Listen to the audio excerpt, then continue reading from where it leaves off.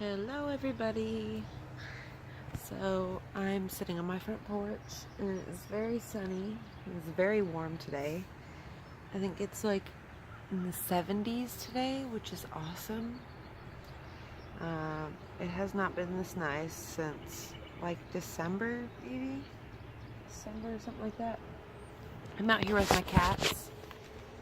I got right here, we got Jelly Bean and Jaxie. And back here, there's Cheeto. Cheeto Bendito. Mr. Bendito. Here's little Dito coming. This little cat, he followed me home from, if you walk down, in one of the last follow me around videos I did, I went to the store, the gas station. It's probably like a 10-minute walk from my house, less than that maybe. But I was coming home and that cat, Cheeto, he was really small and he was on a roof right next to the store. He was on a roof of a trailer, so I just picked him.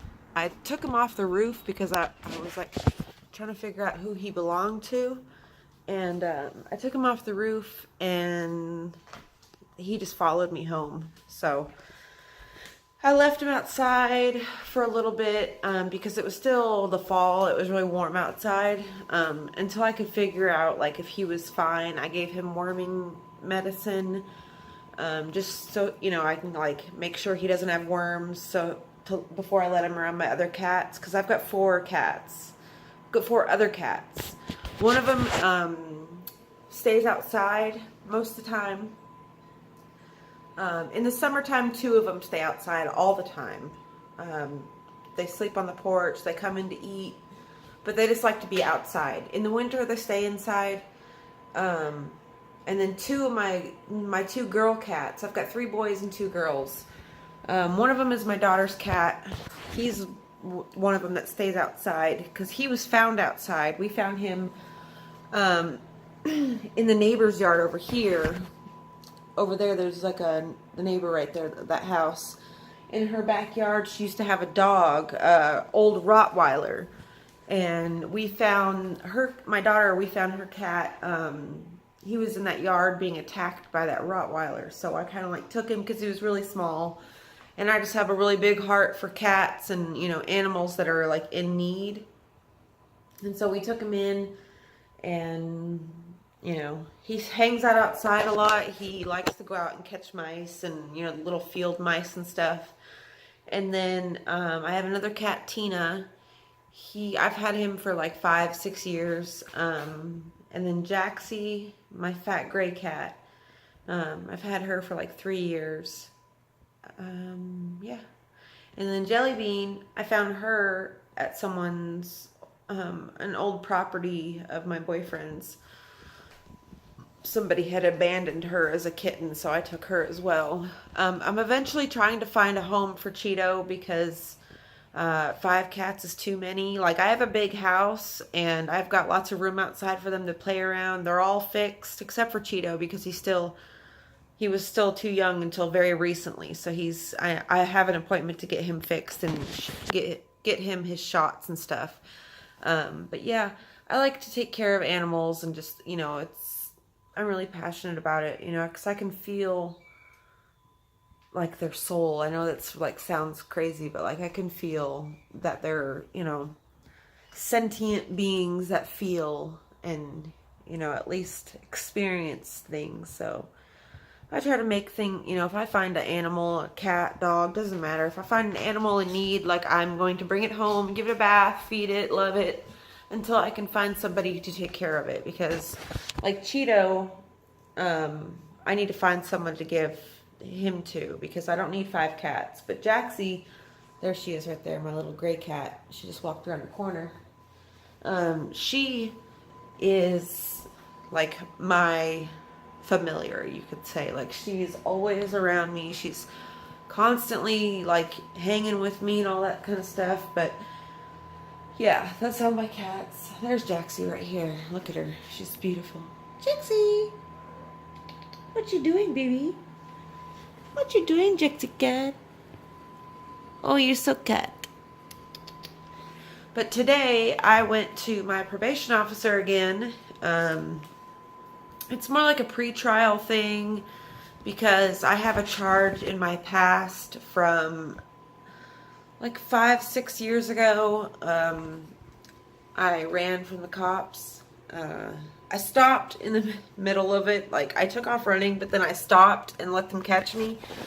Like, before any other cops can, like, intervene and, like, you know, really, like, you know, didn't want to cause a lot of, like, havoc. And so, you know, they have me down as probably, like, a flight risk or whatever, which I've always kind of been labeled as a flight risk. I've always gotten like an adrenaline rush from running from the cops for some reason. I don't know.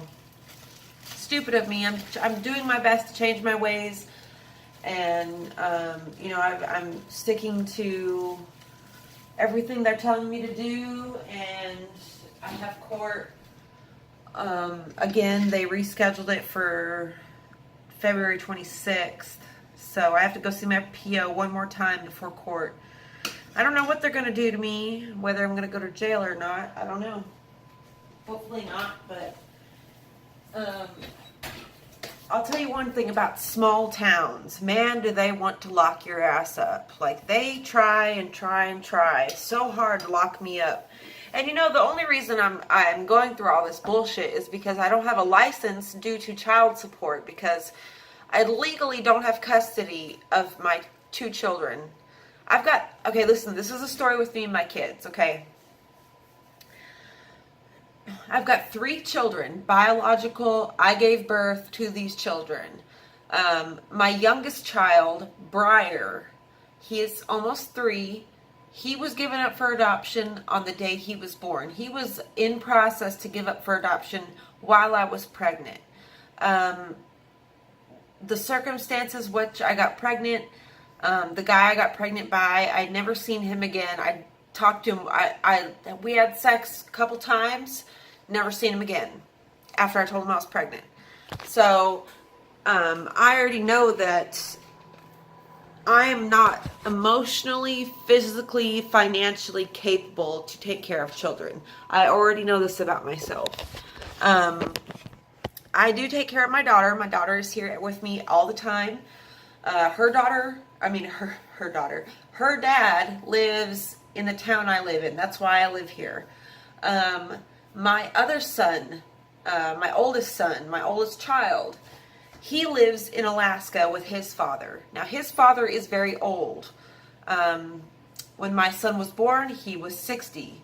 I was 18.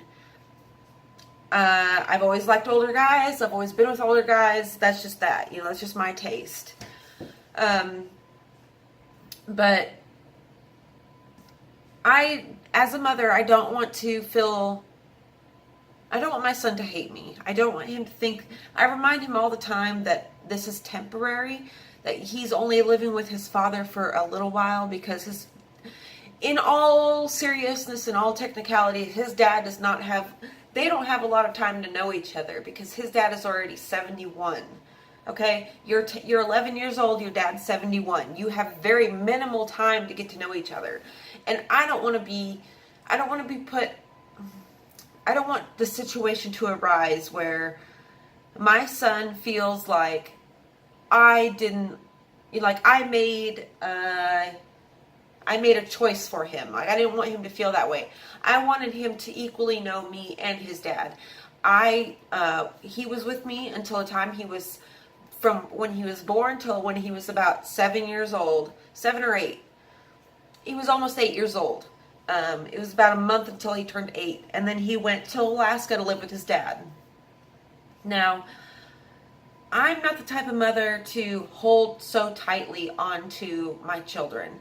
I know that during life we will get separated and then we will be back together. I know this.